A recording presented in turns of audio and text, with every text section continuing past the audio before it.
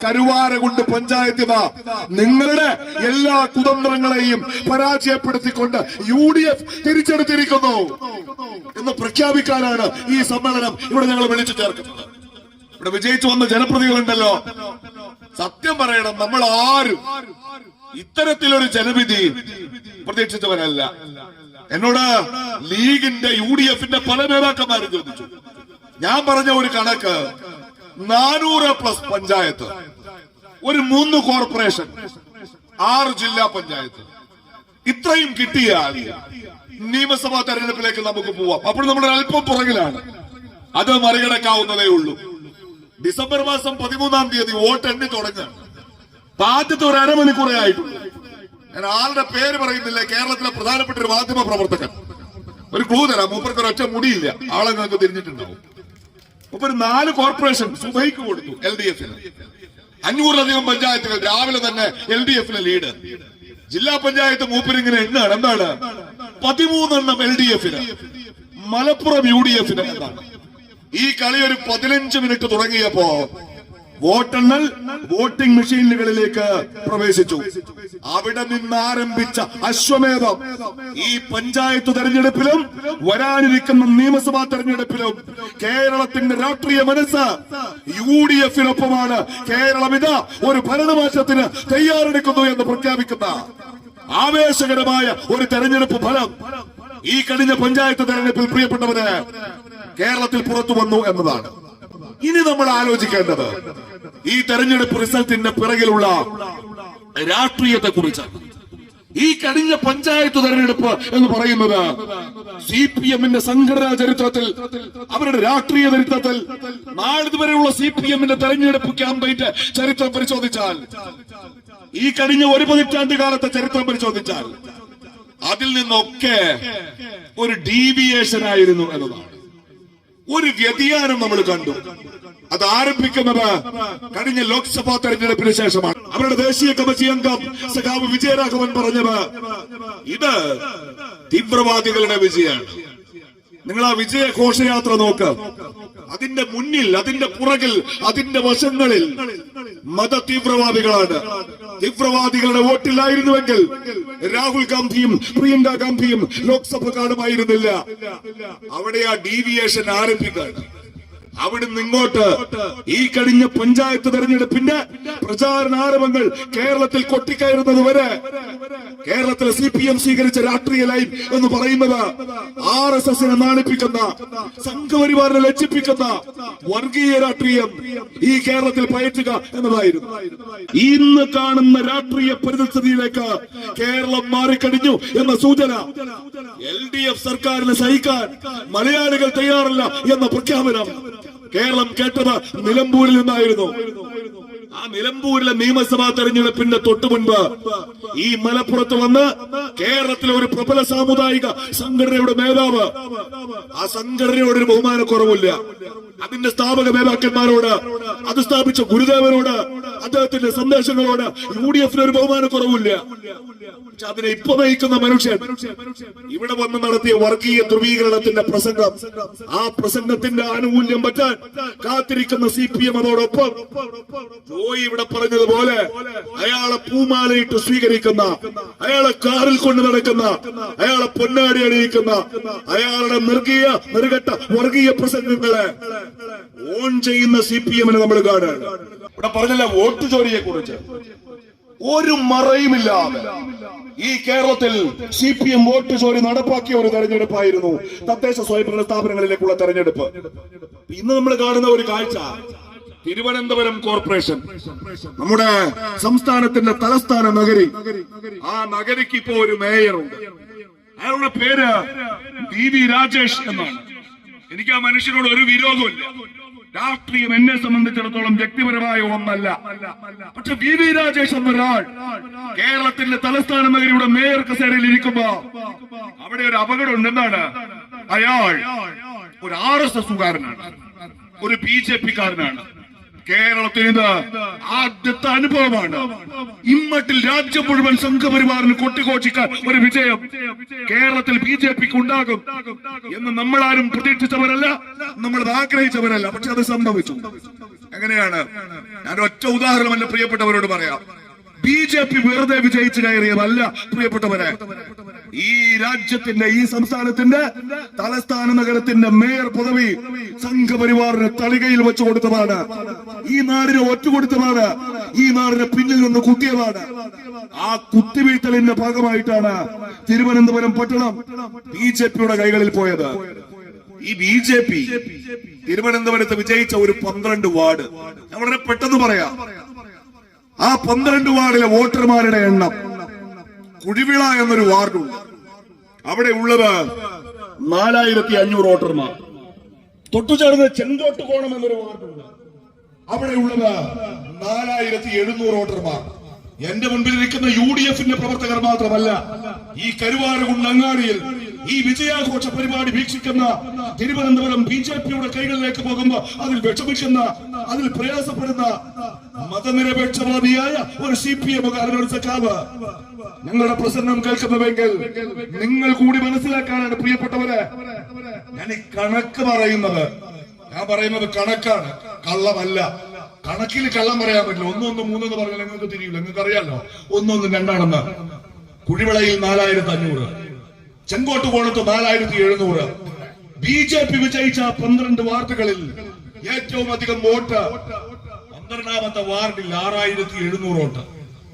എന്ന് വെച്ചാൽ അവർ 50 ഇടത്ത് വിജയിക്കുമ്പോ അവർ വിജയിച്ച 12 ഇടത്ത് വോട്ടർമാരുടെ എണ്ണം ആരംഭിക്കുന്നത് 4500-ൽ, അത് അവസാനിക്കുന്നതോ 6700-ൽ. ഇനി UDF വിജയിച്ച മേഖലകളിലേക്ക് വാ. തിരുവനന്തപുരത്ത് BJP UDF വിജയിച്ച ഒരു വാർഡ് ഭീമാപ്പള്ളി, വോട്ടർമാരുടെ എണ്ണം 14000. പുത്തൻപള്ളി 13800. ഭീമാപ്പള്ളി, പുത്തൻപള്ളി പ്രദേശങ്ങളിൽ താമസിക്കുന്നത് ഏത് വിഭാഗത്തിൽപ്പെട്ട ആളുകളാ? BJPക്ക് വോട്ട് ചെയ്യില്ല എന്ന് BJP പോലും പ്രതീക്ഷിക്കുന്നവർ. SIR-ന്റെ ഭാഗമായി മനുഷ്യരുടെ വോട്ട് വെട്ടുന്ന പട്ടിക നിങ്ങൾ രാജ്യത്ത് എവിടെയെടുത്താലും ആ മനുഷ്യരുടെ പേരധികവും കാണും. ആ പ്രദേശങ്ങൾ മുസ്ലിം ഭൂരിപക്ഷ പ്രദേശങ്ങളാണ്. അവിടെ ഒരു വാർഡ് ഉണ്ടാവാൻ 14000 വോട്ടർമാർ വേണം. BJPക്ക് വിജയിക്കുന്ന വാർഡുണ്ടാവാനോ 4500 വോട്ടർമാർ മതി. എന്ന് വെച്ചാൽ നിങ്ങളുടെ വണ്ടൂർ പഞ്ചായത്തിൽ ഒരു വാർഡിൽ 300 വോട്ട്, വേറൊരു വാർഡിൽ 2000 വോട്ട്. അങ്ങനെ പറ്റുമോ? ഒരിടത്ത് 1000 ആവാം, ഒരിടത്ത് 1200 ആവാം, വേറൊരിടത്ത് 1400 ആവാം.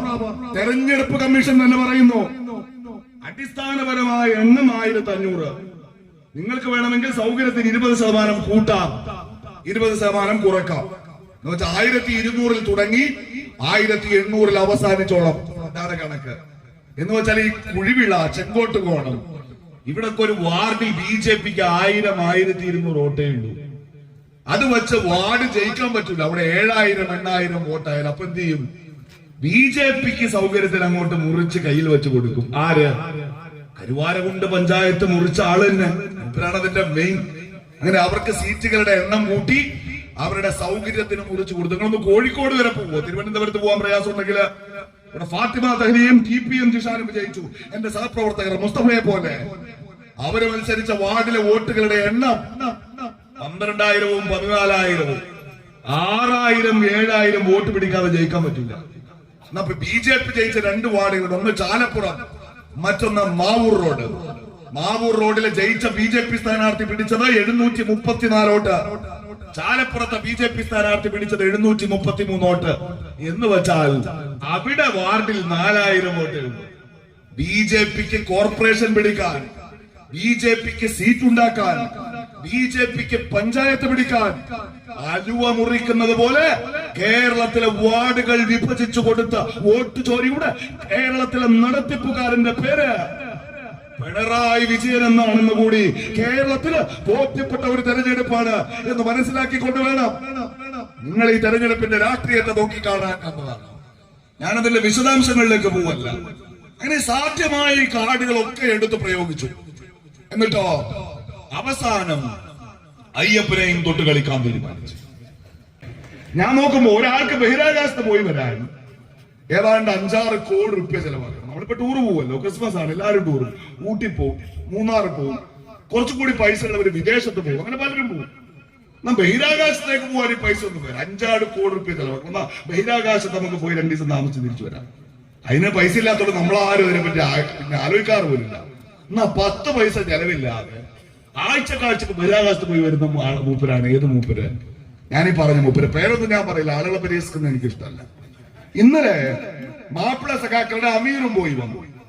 ഞാൻ ചോദിക്കട്ടെ നിങ്ങളോട്, അവര് അവിടെ പോയി വന്നിട്ട് ഈ കേരളത്തിൽ കൊടുക്കാൻ ശ്രമിക്കുന്ന ഒരു സന്ദേശം എന്ന് പറയുന്നത് കർണാടകയിലെ സിദ്ധരാമയ്യ ഗവൺമെന്റ്, അവിടുത്തെ കോൺഗ്രസ് ഗവൺമെന്റ്, ആ ഗവൺമെന്റ് ബുൾഡോസർ രാജിന്റെ വഴിയാണ്, BJPയുടെ വഴിയാണ്, RSSന്റെ വഴിയാണ്. ഇവർക്ക് ആ ഒരു അവസരം മുൻനിർത്തിക്കൊണ്ട് കോൺഗ്രസ് സമം BJP എന്ന കാലങ്ങളായി ഇവർ കേരളത്തിൽ സ്ഥാപിച്ചെടുക്കാൻ ശ്രമിക്കുന്ന രാഷ്ട്രീയ മുദ്രാവാക്യം ഇവിടുത്തെ മതന്യൂനപക്ഷങ്ങളുടെ മനസ്സിൽ കുത്തിവെക്കണം. നഷ്ടപ്പെട്ട വിശ്വാസ്യത തിരിച്ചെടുക്കണം. BJPയെ കോൺഗ്രസിനോട് തുല്യപ്പെടുത്തി കർണാടകയിലെ മതേതര ഗവൺമെന്റിന് ഇവർക്ക് താറടിക്കണം. അതിന് വലിയൊരു ക്യാമ്പയിൻ ഇവർ ആരംഭിക്കുമ്പോ നിങ്ങൾ മനസ്സിലാക്കിയതുപോലെ, നിങ്ങളെ KT ജലീലും മേയർ റഹീമും തെറ്റിദ്ധരിപ്പിച്ചതുപോലെയല്ല കർണാടകയിലെ കാര്യങ്ങൾ എന്ന് പറയുന്നത്. ഞാൻ ഇത്രയും പറഞ്ഞത് അതിന്റെ യാഥാർത്ഥ്യം നിങ്ങൾക്ക് ബോധ്യപ്പെടാൻ. ഇനി സഖാക്കളോട് എനിക്ക് ചില ചോദ്യങ്ങളുണ്ട്. നിങ്ങള് ഈ ബുൾഡോസർ രാജ് എന്ന വാക്ക് കേട്ടിട്ടുണ്ടോ? നിങ്ങള് യഥാർത്ഥ ബുൾഡോസർ കണ്ടിട്ടുണ്ടോ സഖാക്കളെ? നിങ്ങള് ഇപ്പൊ ഇന്നലെ ഒരു വിദ്വാൻ കർണാടകയിലേക്ക് പോയല്ലോ, KT ജലീല്. പ്രിയപ്പെട്ടവരെ, നിങ്ങൾ മനസ്സിലാക്കേണ്ടത് ബുൾഡോസർ ഉപയോഗപ്പെടുത്തി ഒരു പ്രത്യേക വിഭാഗത്തിൽപ്പെട്ട മനുഷ്യരുടെ വീടിടിച്ച് നിരത്തി അവരെ തെരുവിലേക്ക് വലിച്ചെറിയുന്ന ഒരു മുക്കാചക്രത്തിന് നഷ്ടപരിഹാരം കൊടുക്കാതെ അവരെ ആട്ടിപ്പായിക്കുന്ന നെറുകേട് ഈ രാജ്യം കണ്ടത് 2017 മുതലാണ്. 2017 അവിടെ UPയിൽ ഒരു മുഖ്യമന്ത്രി ഉണ്ടാകുന്നത്. അയാളെ വിളിക്കുന്നത് തന്നെ ബുൾഡോസർ ബാബ എന്നാണ്. ആരാണത്? ബുൾഡോസർ ബാബ. ബുൾഡോസർ ബാബ എന്ന് വെച്ചാൽ യോഗി ആദിത്യനാഥാണ്. ആയിരക്കണക്കിന് വീടുകൾ 2019 നിങ്ങൾക്കറിയോ? ഒരു 2 വീട്, ഡോക്യുമെന്റ് ഉള്ള, ആധാരമുള്ള, ബിൽഡിംഗ് പെർമിറ്റ് ഉള്ള, ലക്ഷങ്ങൾ വിലയുള്ള 2 വീട് ഇവരിടിച്ച് തകർത്തത് UPയിൽ ഞാൻ കണ്ടിട്ടുണ്ട്. കാൺപൂരിൽ ഒരു വീട് തകർത്തത്, ആ വീടിന്റെ താഴെ കൂടി രാമനവമി ഘോഷയാത്ര കടന്നു പോകുന്നു. തൊട്ടു ചേർന്നുള്ള 2 വീടിന്റെ മട്ടുപ്പാവിൽ നിന്ന് 14 വയസ്സുകാരൻ ആ യാത്രക്ക് നേരെ തുപ്പി എന്ന് പറഞ്ഞ് കേസെടുക്കുന്നു. ആ 14 വയസ്സുകാരനെ ജയിലിലടക്കുന്നു. പിറ്റേ ദിവസം വന്ന 2 വീട് ഇടിച്ചു തകർക്കുന്നു.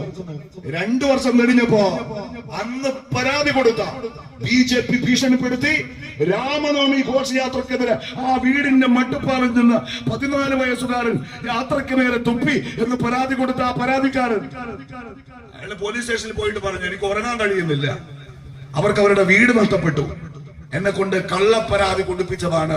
ആ കള്ളപ്പരാതി കൊടുപ്പിച്ചത് ആ വീട് ഇടിച്ചു തകർക്കാൻ വേണ്ടിയിട്ടാണ് എന്നാണ്. ഇവിടെ പ്രിയപ്പെട്ട മേഴ്സി ചേച്ചി ഇരിപ്പുണ്ട്, നിങ്ങളുടെ ഈ ഗ്രാമപഞ്ചായത്തിന്റെ വൈസ് പ്രസിഡന്റ്. കരുവാരക്കുണ്ട് ഒരു മലയോര മേഖലയാണ്. ഇവിടെ ഞങ്ങളുടെ നാട്ടിൽ നിന്നടക്കം കുടിയേറി പാർത്ത ഒരുപാട് കർഷക കുടുംബങ്ങളുണ്ട്. അവരുടെ ഒക്കെ വീട്ടുമുറ്റത്തിപ്പോ ഈ ഡിസംബറിലെ ഈ തണുത്ത രാവിൽ ഒരു സ്റ്റാർ കിടപ്പുണ്ട്, ഒരു ക്രിസ്തുമസ് നക്ഷത്രം ഇല്ലേ? അത് തിരുപ്പിറവിയുടെ ആഘോഷമാണ് ഡിസംബർ 25. അവരെ സംബന്ധിച്ചിടത്തോളം ആ നക്ഷത്രം എന്ന് പറയുന്നത്, അതിന്റെ വെളിച്ചം എന്ന് പറയുന്നത് it's A symbol of Christ. അത് ക്രിസ്തുവിന്റെ ഒരു പ്രതീകമാണ്. അതുപോലെ തന്നെ പ്രിയപ്പെട്ടവരെ, നിങ്ങൾ കണ്ണു തുറന്ന് കേൾക്കണം, കാതു തുറന്ന് മനസ്സിലാക്കണം. ഒരു തെരഞ്ഞെടുപ്പ് പരാജയപ്പെടുമ്പോ ഈ രാജ്യത്തെ ന്യൂനപക്ഷങ്ങൾ തങ്ങളെ ഇതാ സമ്പൂർണമായും കൈവിട്ടിരിക്കുന്നു എന്ന് ബോധ്യപ്പെടുമ്പോ അവരുടെ വോട്ട് പിടിക്കാൻ CPM നടത്തുന്ന ഈ നെറുകെട്ട നാടകത്തിന്റെ പിറകിൽ ഒളിഞ്ഞിരിക്കുന്ന തിരക്കഥ എന്ന് നിങ്ങൾക്ക് ബോധ്യപ്പെടാൻ ഞാൻ ഈ പറയുന്ന ഒരൊറ്റ ഉദാഹരണം മതിയാവും. ഞാൻ ആദ്യം പറഞ്ഞല്ലോ, ആഗോള അയ്യപ്പ സംഗമം, അതിലേക്ക് ഇവർ ക്ഷണിച്ച ബുൾഡോസർ ബാബ എന്ന് രാജ്യം ആഘോഷിക്കുന്ന ഉത്തർപ്രദേശിന്റെ മുഖ്യമന്ത്രി, ഇന്ത്യയിലെ ബുൾഡോസർ രാജിന്റെ ഉപജ്ഞാതാവ് യോഗി ആദിത്യനാഥ്. നിങ്ങൾ ക്ഷണിച്ചു, അയാൾ വന്നില്ല. അയാളുടെ സന്ദേശം ഈ കേരളത്തിന്റെ ദേവസ്വം വകുപ്പ് മന്ത്രി VN വാസവൻ ഉപചാരപൂർവം ആദരവോടെ ആ വേദിയിൽ വായിച്ചത് സഖാക്കളെ കഴിഞ്ഞ സെപ്റ്റംബർ മാസത്തിലായിരുന്നു. മുസ്ലിം പ്രേമം വീണ്ടും തലക്ക് പിടിച്ചിട്ട് ലീഗിന്റെ അരറാത്തൽ ഇറച്ചിക്ക് വേണ്ടി ഇറങ്ങി തിരിച്ചതല്ലേ നിങ്ങൾ കേൾക്കാൻ സഖാക്കളെ.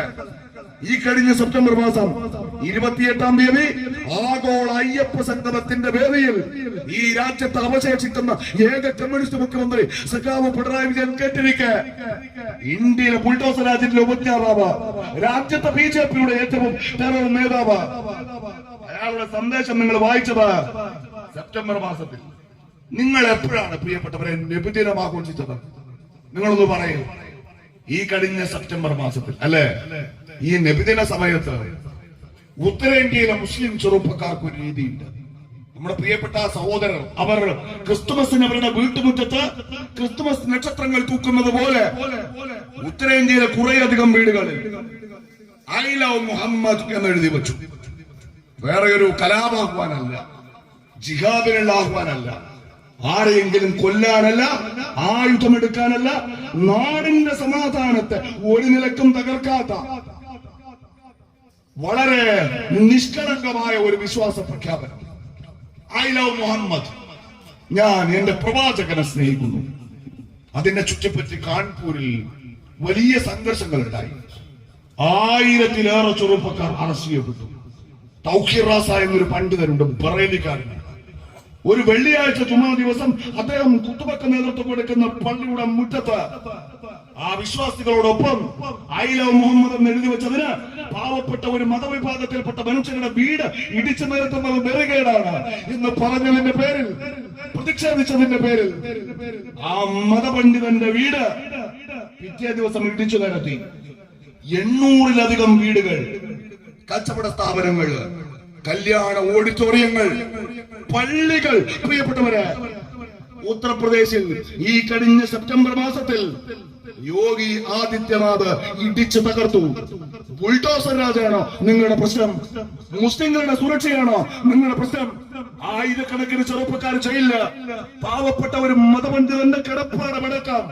ആയിരക്കണക്കിന് വീടുകൾ ബുൾഡോസർ ബാബയുടെ കരുണയില്ലാത്ത ബുൾഡോസർ ഇടിച്ചു തകർത്ത അതേ സെപ്റ്റംബറിൽ നിങ്ങളവിടെ പോയില്ല, പ്രതിഷേധിച്ചില്ല, ഞങ്ങൾക്ക് പ്രശ്നമില്ല. അതേ ബാബയെ ഉളുപ്പുണ്ടെങ്കിൽ, നാണമുണ്ടെങ്കിൽ, ഇപ്പൊ നിങ്ങൾ പറയുന്ന മുസ്ലിം പ്രേമത്തിന് കാൽ പൈസയുടെ വിലയുണ്ടെങ്കിൽ സഖാക്കളെ നിങ്ങൾ വിളിച്ചു വരുത്തുവോ? നിങ്ങള് പൊന്നാട കൊടുക്കുവോ? അയാളുടെ സന്ദേശം വായിക്കോ? നിങ്ങൾ കഴിഞ്ഞ സെപ്റ്റംബറിൽ UP-യുടെ മണ്ണിൽ പാവപ്പെട്ടവരുടെ വീട് യോഗി ഇടിച്ചു നിരത്തുമ്പോ അയാളെ കെട്ടിയെഴുന്നള്ളിച്ചത് എന്തിനാ? നിങ്ങൾക്ക് BJPയുടെ രാഷ്ട്രീയം കളിക്കണമായിരുന്നു. ഈ കഴിഞ്ഞ പഞ്ചായത്ത് തെരഞ്ഞെടുപ്പോടെ അത് നട്ടക്കച്ചവടമാണെന്ന് ബോധ്യപ്പെടുമ്പോഴോ നിങ്ങൾക്കിപ്പോ മുസ്ലിങ്ങളുടെ വോട്ട് തിരികെ വേണം. അതിന് നാടകം കളിക്കാനാണ് ഇവര് എങ്ങോട്ട് പോയത്? കർണാടകയിലേക്ക് പോയത്. ഇനി കരുവാരകുണ്ടിലെ സഖാക്കൾക്ക്, എനിക്ക് സമയം അത് വേണ്ടിയ, BJP ഭരിക്കുന്ന ഒരു സംസ്ഥാനവും കർണാടക ഭരിക്കുന്ന ഒരു സംസ്ഥാനവും തമ്മിലുള്ള വ്യത്യാസം ഇവിടുത്തെ കരുവാരകുണ്ടിലെ സഖാക്കൾക്ക് ബോധ്യമാവണം. നിങ്ങളെ സംഖ്യയാക്കാൻ ശ്രമിക്കുന്ന ഈ സിദ്ധരാമയ്യ ആരാണെന്ന് അറിയണോ നിങ്ങൾക്ക്? എന്നാ നിങ്ങൾ കേട്ടോ. 2016 പിണറായി വിജയൻ കേരളത്തിന്റെ മുഖ്യമന്ത്രിയായി. 2017 മധ്യപ്രദേശ്, അന്ന് മധ്യപ്രദേശ് ഭരിക്കുന്നത് BJP-യാണ്. അവിടുത്തെ മുഖ്യമന്ത്രിയുടെ പേര് ദിഗ്വിജയ് സിംഗ് എന്നാണ്. മധ്യപ്രദേശിന്റെ തലസ്ഥാന നഗരമാണ് ഭോപ്പാൽ. അവിടെ ധാരാളം മലയാളികളുണ്ട്. ആ മലയാളികൾ കേരളത്തിന്റെ മുഖ്യമന്ത്രിക്ക് ഒരു സ്വീകരണം കൊടുക്കാൻ തീരുമാനിച്ചു. അങ്ങനെ കേരള മുഖ്യമന്ത്രി ഭോപ്പാലിലെത്തി. അവിടെ ചെന്നു, ഗസ്റ്റ് ഹൗസിൽ താമസിച്ചു. മൂപ്പര് മുണ്ടും കുപ്പായൊക്കെ ഇട്ട് പ്രസംഗിക്കാൻ തയ്യാറായി. മധ്യപ്രദേശിലെ ഗസ്റ്റ് ഹൗസിൽ നിന്ന് പുറത്തു വരുമ്പോ മധ്യപ്രദേശിലെ BJP ഗവൺമെന്റിന്റെ പോലീസ് ആ ഗസ്റ്റ് ഹൗസിന്റെ മുന്നിൽ കാത്തു നിൽപ്പുണ്ട്.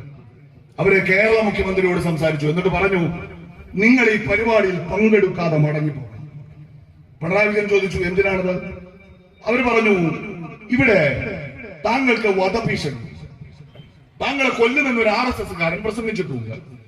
അതുകൊണ്ട് താങ്കൾ ആ പരിപാടിയിൽ പങ്കെടുത്താൽ ഞങ്ങൾക്ക് താങ്കളുടെ സുരക്ഷ ഉറപ്പാക്കാൻ കഴിയില്ല. അതുകൊണ്ട് താങ്കളെ മടങ്ങിപ്പോകണം എന്ന് പറഞ്ഞു. പിണറായി വിജയൻ ഒന്ന് പിന്നിലേക്ക് കൈകിട്ടി. എന്നിട്ട് സഖാവ് നെഞ്ചു വിരിച്ചു. കൂടെയുള്ള സഖാക്കൾ അതിലേറെ ആവേശം. ഇപ്പൊ കാണാം, ഇതാരാ മുതലെന്നറിയാം നിങ്ങൾക്ക്? ഇതാരാ മുതൽ? ഇത് ഇരട്ടച്ചങ്കരാണ്. അങ്ങനെ മൂരി നിവർന്ന് നിന്ന സഖാവ് കുറച്ചു കഴിഞ്ഞപ്പോ ശ്വാസം വിട്ടു. നല്ലൊരു കൂലി അദ്ദേഹത്തെ ബാധിച്ചു. ആ പോലീസുകാരോട് വില്ലാളി വീരനായ പിണറായി വിജയൻ ചോദിച്ച ഒരൊറ്റ ചോദ്യം, അങ്ങനെയാണെങ്കിൽ പോലീസുകാരെ തിരുവനന്തപുരത്തേക്ക് എപ്പോഴാണ് അടുത്ത ഫ്ലൈറ്റ് എന്നാണ്. ആസനത്തിൽ ഉപ്പൂറ്റിയടിച്ച് BJP ഭരിക്കുന്ന മധ്യപ്രദേശിന്റെ മണ്ണിൽ നിന്ന് 2017 നിങ്ങളുടെ ഇരട്ടച്ചങ്കൻ കേരള മുഖ്യമന്ത്രി സഖാവ് പിണറായി വിജയൻ മണ്ടിപ്പാഞ്ഞ കഥ പിന്നെയും കുറെ കഴിഞ്ഞു. മംഗലാപുരത്ത് പിണറായി വിജയനെ കാലുകുത്തില്ല. നിങ്ങൾ ഇപ്പോഴും റീൽസ് ഇട്ട് കളിക്കാറുള്ള ഒരു പ്രസംഗമല്ലേ കുട്ടികളെ, സഖാക്കളെ കുട്ടികളെ? ഇന്ദ്രവേന്ദ്രന്മാർക്ക് എന്നെ തടുക്കാൻ കഴിയില്ല. ഞാൻ ഇറങ്ങി പുറപ്പെട്ടാൽ ഇന്ദ്രവേന്ദ്രന്മാർക്ക് എന്നെ തടുക്കാൻ കഴിയുന്നില്ല എന്നൊരു പ്രസംഗങ്ങൾ ശ്രദ്ധിച്ചിരുന്നോ? ആ പ്രസംഗം കേരളത്തിലല്ല, അത് മംഗലാപുരത്താണ് സഖാവ് പിണറായി നടത്തിയത്. പിണറായി മംഗലാപുരത്ത് കാലുകുത്തിയാൽ പിണറായിയെ കാലുകുത്തിക്കില്ല എന്ന് പ്രഖ്യാപിച്ചു RSS. മംഗലാപുരം RSSന്റെ ഹട്ടാണ്, അവരുടെ ശക്തി കേന്ദ്രമാണ്. ദക്ഷിണേന്ത്യയിൽ തന്നെ RSSന് ഏറ്റവും സ്വാധീനമുള്ള നഗരങ്ങളിൽ ഒന്നാണ് മംഗലാപുരം. ആ മംഗലാപുരത്ത് കേരളത്തിന്റെ മുഖ്യമന്ത്രി കാലുകുത്തിയാൽ അയാൾ വന്ന പോലെ തിരിച്ചു പോവില്ല എന്ന് ഭീഷണിപ്പെടുത്തി അവിടുത്തെ RSS. അന്ന് അവിടുത്തെ മുഖ്യമന്ത്രി, അന്ന് അവിടുത്തെ ആഭ്യന്തരമന്ത്രി കൂടിയാണ്. അയാൾ കേരള ഗവൺമെന്റിന് അറിയിപ്പ് കൊടുത്തു, നിങ്ങളുടെ മുഖ്യമന്ത്രിക്ക് ഇവിടെ വരണോ, ഇവിടെ പ്രസംഗിക്കണോ? മൂപ്പരെ കാല് വെറ്റുന്നത് പോയിട്ട് ഈ കർണാടകയുടെ മണ്ണിൽ ഒരു RSSകാരനും പിണറായി വിജയന്റെ രോമത്തിൽ തൊടില്ല എന്ന് ഞാൻ ഉറപ്പു തരാം എന്ന് പറഞ്ഞു. ഇവിടുന്ന് ട്രെയിനിൽ കയറി അവിടെ പോയിട്ടാണ് മധ്യപ്രദേശിൽ നിന്ന് ഭയന്നോടി മാസങ്ങൾ തികയുന്നതിന് മുൻപ് അവിടെ കൂടി നിന്ന മനുഷ്യരോട് ഇന്ദ്രവേന്ദ്രന്മാർക്ക് എന്നെ തടുക്കാൻ കഴിയില്ല, ഞാൻ RSSന്റെ ഊരിപ്പിടിച്ച വാളിന്റെ ഉയർത്തിപ്പിടിച്ച കഠാരയുടെ നടുവിലൂടെ നടന്നു വന്നവൻ എന്ന് പിണറായി വിജയൻ വീരസ്യം പറഞ്ഞത്. മധ്യപ്രദേശിൽ കിട്ടിയ ധൈര്യം, കിട്ടാതെ പോയ ധൈര്യം മംഗലാപുരത്ത് പിണറായി വിജയൻ എങ്ങനെ കിട്ടിയെന്നറിയാം നിങ്ങൾക്ക്? 12,000 പോലീസുകാർ, 18 DYSPമാർ, 5 SPമാർ, 3 DIGമാർ. കേരളത്തിന്റെ മുഖ്യമന്ത്രി പിണറായി വിജയനെ സംഘപരിവാറിൽ നിന്ന് കാത്തു സംരക്ഷിക്കാൻ അവിടെ ഉണ്ടായിരുന്നു. അവിടെ കേരള മുഖ്യമന്ത്രി കമ്മ്യൂണിസ്റ്റ് ആയിരിക്കും, ഞങ്ങൾ കോൺഗ്രസുകാരായിരിക്കും. പക്ഷെ ഞങ്ങളുടെ അതിഥിയായി ഈ കർണാടകയുടെ മണ്ണിൽ ചവിട്ടിയ ഈ മനുഷ്യനെ ഒരു നുള്ളു മണ്ണ് വാരിയിട്ട് നീയൊന്നും ഉപദ്രവിക്കില്ല എന്ന് പറയാൻ മധ്യപ്രദേശിൽ താണുപോയ നാവ് മംഗലാപുരത്തിന്റെ മണ്ണിൽ ഉയർത്താൻ പിണറായി വിജയന് തന്റെ ഇടം കൊടുത്ത നേതാവിന്റെ പേര് സിദ്ധരാമയ്യ എന്നാണ്. അയാൾ കോൺഗ്രസുകാരനാണ്, അന്നും ഇന്നും കർണാടകയുടെ മുഖ്യമന്ത്രി അയാളാണ്. അയാളെ യോഗിയാക്കാൻ പോകരുത്, അയാളെ ഹിമന്ത ബിശ്വ ശർമ്മയാക്കരുത്. അയാൾ മതനിരപേക്ഷവാദിയാണ്, അയാൾ കോൺഗ്രസുകാരനാണ്. വിദ്വേഷ പ്രസംഗം നടത്തുന്ന ഈ മലപ്പുറത്തെ പെണ്ണുങ്ങളെ മുഴുവൻ പേറ്റിയന്ത്രങ്ങളായി കാണുന്ന, ജനസംഖ്യ വർദ്ധിപ്പിച്ച് മലപ്പുറത്തെ കീഴടക്കാൻ ഒരു സമുദായം ശ്രമിക്കുന്നു എന്ന് ഉളുപ്പില്ലാതെ പറയുന്ന വെള്ളാപ്പള്ളിയെ കാറിൽ കയറ്റിക്കൊണ്ട് നടക്കുന്ന പിണറായി വിജയൻ ഒരു പതിപ്പ് കഴിഞ്ഞ ആഴ്ച കർണാടകയിൽ പാസാക്കിയ ഒരു നിയമമുണ്ട്. ഇതുപോലത്തെ വൃത്തികേട്, ഇതുപോലത്തെ വർഗീയത, വെള്ളാപ്പള്ളി നടേശൻ പറയുന്നത് പോലത്തെ നെറുകെട്ട പ്രസംഗം കർണാടകയിൽ ഒരാൾ നടത്തിയാൽ അവന് 8 കൊല്ലം ജയിലിൽ കിടക്കും എന്ന നിയമം പാസാക്കിയ സംസ്ഥാനത്തിന്റെ പേരാണ് കർണാടക എന്ന് പറയുന്നത്. ഇവിടെ തൃശൂർ പൂരം BJPക്ക് വേണ്ടി, BJPക്ക് തൃശൂർ സീറ്റ് പിടിക്കാൻ കൂടെ നിൽക്കുന്ന CPI ഒറ്റി പിണറായി വിജയൻ കലക്കി കൊടുത്തു.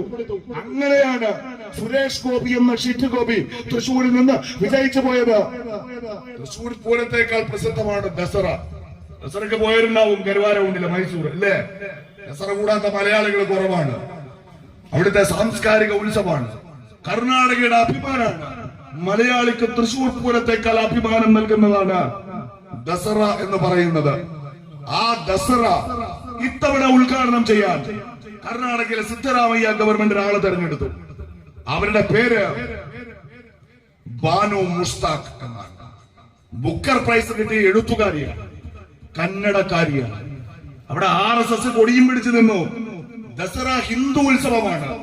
ആ ഹിന്ദു ഉത്സവം ഉദ്ഘാടനം ചെയ്യാൻ ഒരു മേത്തച്ചി പെണ്ണിനെ കൊണ്ടുവരാൻ സിദ്ധരാമയ്യ അനുവദിക്കില്ല എന്ന് പറഞ്ഞു. സമരം ചെയ്തു, കോടതിയിൽ പോയി, സുപ്രീം കോടതി വരെ പോയി. അവിടുത്തെ RSS സുപ്രീം കോടതിയുടെ മുന്നിലും സിദ്ധരാമയ്യ ഗവൺമെന്റ് പറഞ്ഞു, ദസറ അതൊരു ഹിന്ദു ഉത്സവമല്ല, അതൊരു സാംസ്കാരിക ഉത്സവമാണ്. അതൊരു മുസ്ലിമായ സ്ത്രീ ഉദ്ഘാടനം ചെയ്തതുകൊണ്ട് ആകാശം ഇടിഞ്ഞു വീഴില്ല. RSSന്റെ തീട്ടൂരത്തിന് മുട്ടുമടക്കാൻ കഴിയില്ല. ഇത്തവണത്തെ ദസറ ആരംഭിക്കുമ്പോ ബാനു മുഷ്താക്കുന്ന മുസ്ലിം സ്ത്രീ അത് ഉദ്ഘാടനം ചെയ്യും. കാരണം അവർ മുസ്ലിം എന്നതിനപ്പുറത്ത് ഞങ്ങളുടെ സംസ്ഥാനത്തിന്റെ അഭിമാനം ലോകത്തിന് മുന്നിൽ ഉയർത്തിയ ഒരു എഴുത്തുകാരിയാണ്. പിണറായി വിജയന് ചിന്തിക്കാൻ പറ്റുമോ ഇത്? ഇനി ഒരു 7 ജന്മം തപസ്സിരുന്നാലും, ഇനി ഒരു 7000 ജന്മം ജനിച്ചാലും കർണാടകയുടെ മണ്ണിൽ RSSനെ പ്രതിരോധിക്കാൻ സിദ്ധരാമയ്യ കാണിക്കുന്ന പോരാട്ട വീറിന്റെ 1000-ലൊന്ന് സഖാവ് നിങ്ങൾക്ക് ഈ ആയുസ്സിൽ കാണിക്കാൻ കഴിയില്ല എന്നതിന്റെ തെളിവാണ് നിങ്ങൾ ഒപ്പുവെച്ച PM ശ്രീ. നിങ്ങൾ നടപ്പാക്കുമെന്ന് പറഞ്ഞ ലേബർ കോഡ് കേരളത്തിന്റെ ഗവർണർ അദ്ദേഹത്തിന്റെ ഔദ്യോഗിക വസതിയിൽ പോയി സമിതി ഉണ്ടാക്കിയിട്ട് നിങ്ങൾ വൈസ് ചാൻസലർമാരെ വീതം വെച്ചത് വെള്ളാപ്പള്ളിയുടെ നെറുകെട്ട വർഗീയതയ്ക്കെതിരെ നിങ്ങളൊരു വാക്കുമിണ്ടാത്തത് ഞാൻ അവസാനിപ്പിക്കാൻ പ്രിയപ്പെട്ടവര്. നിങ്ങൾ കേട്ടതല്ല, നിങ്ങൾ കണ്ടതല്ല കർണാടകയിൽ സംഭവിച്ചത്. അവിടെ നടന്നത് ഒരു കുടിയൊഴിപ്പിക്കലാണ്. അത് ദൗർഭാഗ്യകരമാണ്. പക്ഷെ അതിന് വർഗീയതയുടെ സ്വഭാവമില്ല. അവിടെ 178 കുടുംബങ്ങളുണ്ട്. അതിൽ 133 മുസ്ലിം കുടുംബങ്ങളുണ്ട്, 35 ദളിത് കുടുംബങ്ങളുണ്ട്, 7 തമിഴ് ക്രൈസ്തവ കുടുംബങ്ങളുണ്ട്. ആ ഗവൺമെന്റ് പ്രോപ്പർട്ടിയിൽ നിവൃത്തിയില്ലാത്തത് കൊണ്ട് ആ പാവങ്ങൾ വന്ന് താമസിച്ചതാണ്. രാജ്യത്തിന്റെ മറ്റ് സംസ്ഥാനങ്ങളിൽ നടന്നതുപോലെ വർഗീയ സ്വഭാവത്തിലുള്ള ഒരു കുടിയൊഴിപ്പിക്കൽ അവിടെ നടന്നിട്ടില്ല.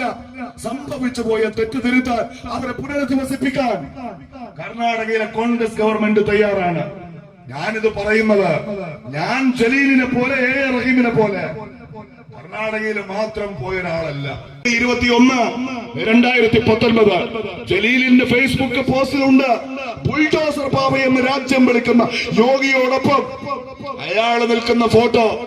ആ 2019 UP-യുടെ തെരുവുകളിൽ യോഗിയുടെ ബുൾഡോസർ ഉണ്ട്. KT ജലീൽ, നിങ്ങൾ അവിടെ പോയിട്ടില്ല, ഞങ്ങൾ അവിടെ പോയിട്ടുണ്ട്. ഉത്തരാഖണ്ഡ് അവിടെ ഖനിയിൽ 38 തൊഴിലാളികൾ കുടുങ്ങുന്നുണ്ട്.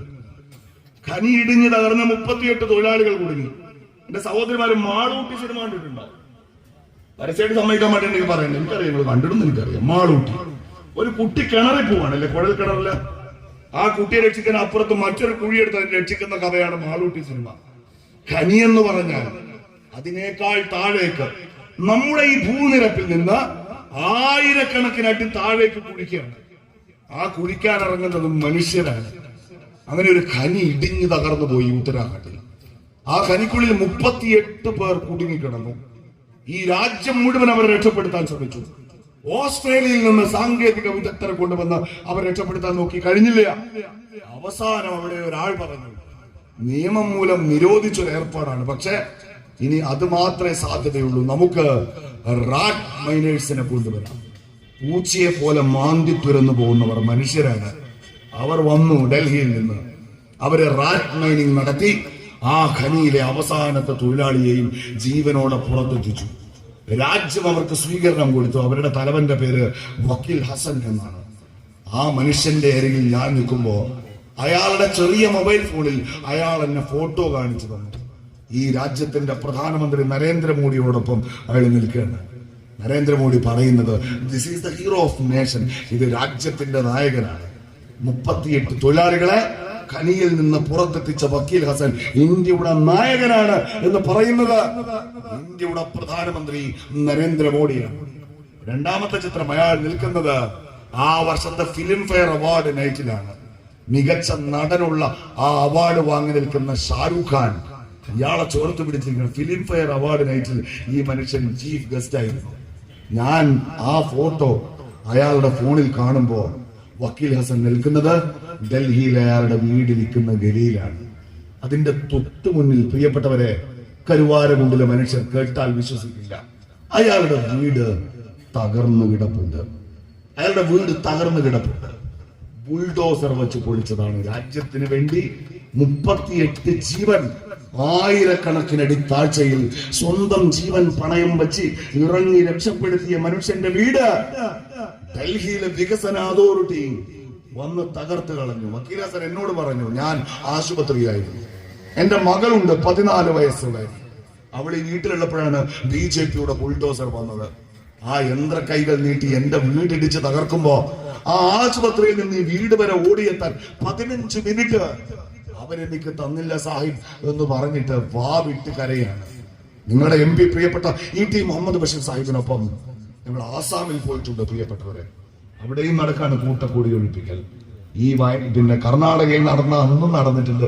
വീട് ഇടിച്ച് നേരത്തെ മനുഷ്യരെ പോലീസിനെ കൊണ്ട് ആട്ടിപ്പായിപ്പിക്കാൻ. ആ ബുൾഡോസർ രാജിനെ കർണാടകയിലെ ഇലക്ഷൻ നടപടിയുമായി താരതമ്യപ്പെടുത്തുന്നത് കോൺഗ്രസിനെ തകർക്കാനാണ്, നിങ്ങളുടെ വോട്ട് തട്ടാനാണ്. ഈ നെറുകേട് നമുക്ക് തിരിച്ചറിയാൻ കഴിയണമെന്നാണ് ഞാൻ പറയുന്നത്. ഇതിലേറെ വലിയ തന്ത്രങ്ങളുമായി അവരിനിയും മുന്നോട്ട് വരും. കാരണം അയ്യപ്പന്റെ പൊന്നുകെട്ടതിന്റെ കണക്ക്, ഈ കേരളം RSSന് കീഴിൽ അടിയറ വച്ചതിന്റെ കണക്ക് പിണറായി വിജയനോട് കേരളം ചോദിക്കുമ്പോ അതിന്റെ മറുപടി ഇല്ലാത്തത് കൊണ്ട് അയാൾ കളിക്കുന്ന പുതിയ നാടകങ്ങളാണ് എന്ന് തിരിച്ചറിയാനുള്ള രാഷ്ട്രീയ ജാഗ്രത എന്റെ പ്രിയപ്പെട്ടവർക്കുണ്ടാവണം എന്ന് മാത്രം പറഞ്ഞുകൊണ്ട് ഈ വേദിയിലിരിക്കുന്ന ജനപ്രതിനിധി ഒരു വലിയ തെരഞ്ഞെടുപ്പ് പോരാട്ടം വിജയിച്ചു വന്നവർ, മുസ്തഫ അബ്ദുൽ ലത്തീഫ് വിജയിച്ചു പോകുന്ന മലപ്പുറം ജില്ലാ പഞ്ചായത്തിന് പ്രതിപക്ഷമില്ല. ഞങ്ങൾ ഇത്തവണ കണ്ടപ്പോ തങ്ങളൊന്ന് മണിയടിക്കാം എന്ന് കരുതിയിട്ട് സാദിഖലി തങ്ങളോട് പറഞ്ഞൊരു കാര്യം, തങ്ങളെ ഇത്തവണ മലപ്പുറത്ത് നമുക്ക് പ്രതിപക്ഷം ഇല്ലട്ടോ. എപ്പോഴും പുഞ്ചിരിക്കാറുള്ള തങ്ങളെ മുഖം അപ്പൊ ഒരു നേർത്ത ഗൗരവത്തിൽ വന്നിട്ട് പറഞ്ഞു, ആരാ പറഞ്ഞത് അവിടെ പ്രതിപക്ഷം ഇല്ല? അവിടെ പ്രതിപക്ഷം ഉണ്ടല്ലോ, അവരെ തിരുത്താൻ നേർവഴിക്ക് നടത്താൻ ആ പ്രതിപക്ഷം ഞാനാണ് എന്ന് പറഞ്ഞു. ആ പ്രസംഗത്തിലാണ് നമുക്കതിന്റെ അർത്ഥം മനസ്സിലായത്. അവിടെ ഓരോ CPM-കാരനും വേണ്ട, ഒരു CPI-കാരനും വേണ്ട. മലപ്പുറം ജില്ലാ പഞ്ചായത്തിനകത്തേക്ക് അവർക്ക് കയറാൻ കഴിയാത്തത് ജനം അവരെ തോൽപ്പിച്ചത് കൊണ്ടാണ്. അവർ ജയിച്ചില്ലെങ്കിലും അവർക്ക് വോട്ട് ചെയ്ത മനുഷ്യരുണ്ട്. അതുകൊണ്ട് നമുക്ക് CPM-നെ കേൾക്കണം, നമുക്ക് CPI-യെ കേൾക്കണം. ഈ നാടിന് പറയാനുള്ളത് മുഴുവൻ കേൾക്കണം. അതിന് മലപ്പുറം ജില്ലാ പഞ്ചായത്തിന്റെ പുറത്ത് എല്ലാ 6 മാസവും കൂടുമ്പോ വികസന സദസ്സ് നടത്തണം. അവിടേക്ക് CPM-ന്റെ CPI-യുടെ നമ്മുടെ എതിരാളികളുടെ നേതാക്കന്മാരെ വിളിക്കണം. അവർക്ക് പറയാനുള്ളത് കേൾക്കണമെന്നാണ്. നാറാത്ത് ഞങ്ങൾ എതിരില്ലാണ്ട് ജയിച്ചു. എങ്ങനെയാ ജയിക്കുക? എന്റെ സ്ഥാനാർത്ഥി ഏതെങ്കിലും ഒരു കോൺഗ്രസ്സുകാരൻ നോമിനേഷൻ കൊടുക്കാൻ തയ്യാറാണെങ്കിൽ അയാളെ ഭീഷണിപ്പെടുത്തുക, വരുതിക്ക് നിർത്തുക, അരിവാളെടുത്ത് കാട്ടി പേടിപ്പിക്കുക. ഇത് തെരഞ്ഞെടുപ്പിന് മുമ്പ് ഭീഷണിപ്പെടുത്താൻ കിടവും. തെരഞ്ഞെടുപ്പ് നടന്നു, നിങ്ങളും മത്സരിച്ചു, ഞങ്ങളും മത്സരിച്ചു, ഒന്നൊഴിയാതെ ഞങ്ങൾ ജയിച്ചു. മലപ്പുറം ജില്ലാ പഞ്ചായത്തിന്റെ പുറത്ത് നിങ്ങള്, അകത്ത് ഞങ്ങൾ പറയാണ്, ഞങ്ങൾ പുറത്തേക്ക് വരും, നിങ്ങളെ കേൾക്കാം. നിങ്ങൾക്ക് കൂടി പറയാനുള്ളത് ഞങ്ങളുടെ ആശയങ്ങളോട് ചേർത്ത് വെക്കുമ്പോഴാണ് ജനാധിപത്യം സാർത്ഥകമാവുക. കേരളത്തിന്റെ പ്രതിപക്ഷ നേതാവ് VD സതീശൻ ആവർത്തിച്ച് പറഞ്ഞൊരു കാര്യമുണ്ട്. അത് ഞങ്ങളോടല്ല, ഇപ്പൊ ഞാൻ ഇവരുടെ ടീമാണ്, നിങ്ങളോടാണ്. പ്രിയപ്പെട്ടവരെ, നിങ്ങളുടെ ഉത്തരവാദിത്തം നിങ്ങൾ ഒരു വലിയ ദൈവികമായ ഒന്നിനെ പോലെ ഏറ്റെടുക്കുക. ഞാൻ നിങ്ങളോട് പറയുന്നത്, ഈ വിജയം നിങ്ങൾക്ക് നൽകിയത് ഇവരാണെന്ന ഓർമ്മയുണ്ടാവുക. ഇവരില്ലായിരുന്നെങ്കിൽ നിങ്ങളില്ല എന്ന തിരിച്ചറിവുണ്ടാവുക. ആ ജനങ്ങളുടെ പ്രതീക്ഷയ്ക്കൊത്തുയർന്ന് നിങ്ങൾക്ക് പ്രവർത്തിക്കാൻ കഴിയട്ടെ. വരാനിരിക്കുന്ന നിങ്ങളുടെ 4 മാസം എന്ന് പറയുന്നത് നിയമസഭാ തെരഞ്ഞെടുപ്പിലേക്കുള്ള UDF-ന്റെ ഇൻവെസ്റ്റ്മെന്റ് ആണ് എന്ന ബോധ്യം ഉണ്ടാവണം. അവസാനമായി ഞാൻ നിങ്ങളോട് പറയുന്നത്, ഒരു വിജയാഘോഷങ്ങളിലും നിങ്ങൾ ആ പാവങ്ങളെ പരിഹസിക്കരുത്. ആരെ? നമ്മുടെ പ്രിയപ്പെട്ട സഖാക്കളെ. വലിയൊരളവോളം ഈ വിജയം അവർക്ക് കൂടി അവകാശപ്പെട്ടതാണ്. നിങ്ങൾ വോട്ട് ചോദിച്ചു ചെന്നപ്പോ വോട്ട് ചെയ്യില്ല എന്നവർ പറഞ്ഞിട്ടുണ്ടാവും. പക്ഷെ അവർ കൂടി വോട്ട് ചെയ്തില്ലായിരുന്നുവെങ്കിൽ ഈ 21 പേർ ഇവിടെ ഉണ്ടാകുമായിരുന്നില്ല. അവർ കൂടി വോട്ട് ചെയ്തില്ലായിരുന്നുവെങ്കിൽ മുസ്തഫ അബ്ദുൽ ലത്തീഫ് 10,000-ത്തിനപ്പുറത്ത് പോകുമായിരുന്നില്ല. എന്ന് വെച്ചാൽ നിങ്ങൾക്ക് കിട്ടിയ വോട്ടിന്റെ വലിയൊരു ശതമാനം അവരുടേത് കൂടിയാണ്. ഞങ്ങൾക്ക് ആ രക്തസാക്ഷികളുടെ ചിത്രം ഉയർത്തിപ്പിടിച്ച് അവരുടെ ഹൃദയരക്തം കൊണ്ട് ചുവന്ന ചെങ്കൊടി ഉയർത്തി ഈ പറയുന്ന കരുവാരകുണ്ടിന്റെ തെരുവിലൂടെ മുഷ്ടി ചുരുട്ടി മുദ്രാവാക്യം വിളിച്ചു നീങ്ങണം. അതിന് കരുവാരകുണ്ടിന്റെ തെരുവിൽ ആ ചെങ്കൊടിക്കാട് വേണം, അതിലാവേശത്തോടെ പാറുന്ന ചെങ്കൊടി വേണം. ആ ആ ചെങ്കൊടി ഉയരെ പാറാൻ ഈ ഒറ്റുകാരൻ താഴെ ഇറങ്ങണം. സംഘപരിവാറിന്റെ അന്തഃപുരത്തിൽ ആ ചോരച്ചെങ്കൊടി ചുവപ്പിച്ച ധീര രക്തസാക്ഷികൾക്ക് വിലപേശിരിച്ച ഒറ്റുകാരൻ ഇനി ഈ പാർട്ടിയുടെ ചെലവിൽ സുഖിക്കരുത് എന്നവർ തീരുമാനിച്ചപ്പോഴാണ് ഈ വലിയ വിജയം ഉണ്ടാകുന്നത് എന്ന ബോധ്യം ഉണ്ടാവുക. അവരെ പരിഹസിക്കരുത്, അവരുടെ വീടിന്റെ മുന്നിലേക്ക് പടക്കമെറിയരുത്, വാട്സപ്പ് ഗ്രൂപ്പുകളിൽ പരസ്യമായി അവരെ അവഹേളിക്കുകയേ ചെയ്യരുത്. പകരം ഇന്നു മുതൽ അവർക്കെല്ലാം നന്ദി എന്ന് പേഴ്സണൽ മെസ്സേജ് അയക്കുക. ആ സൗഹൃദം കാത്തു സൂക്ഷിക്കുക. ഇത് കേരളം ഉണ്ടാവാനാണ്. ഈ കേരളത്തിൽ മനുഷ്യരെ പോലെ മനുഷ്യർക്ക് ജീവിക്കാനാണ്. അതിനിവിടെ UDF വേണം. അത് ഇവിടെ communist party of India, Marxist എന്ന തൊഴിലാളി വർഗത്തിന്റെ കമ്മ്യൂണിസ്റ്റ് പാർട്ടി കൂടി അവശേഷിക്കാനാണ് എന്ന ജാഗ്രതയോടെ ഇനി കേരളത്തിന് രണ്ട് പക്ഷമേ ഉള്ളൂ. ഒന്ന് പിണറായി വിജയന്റെ പക്ഷമാണ്, മറ്റൊന്ന് പിണറായി വിരുദ്ധ പക്ഷമാണ്. ആ പക്ഷത്ത് കോൺഗ്രസുകാരുണ്ട്, മുസ്ലിം ലീഗുകാരുണ്ട്, ഞാൻ ആദ്യം പറഞ്ഞ ധീര സഖാക്കളുണ്ട്. നമ്മൾ ഇന്ത്യ മുന്നണിയുടെ കേരള ബ്രാഞ്ചാണ്. ഇത് കേരള മുന്നണിയാണ്. ഈ കേരള മുന്നണി CJPയെ മലർത്തിയെടുക്കുന്ന നിയമസഭാ തെരഞ്ഞെടുപ്പിന് തയ്യാറെടുക്കുക. അവസാനിപ്പിക്കുന്നു. അഭിവാദ്യങ്ങൾ.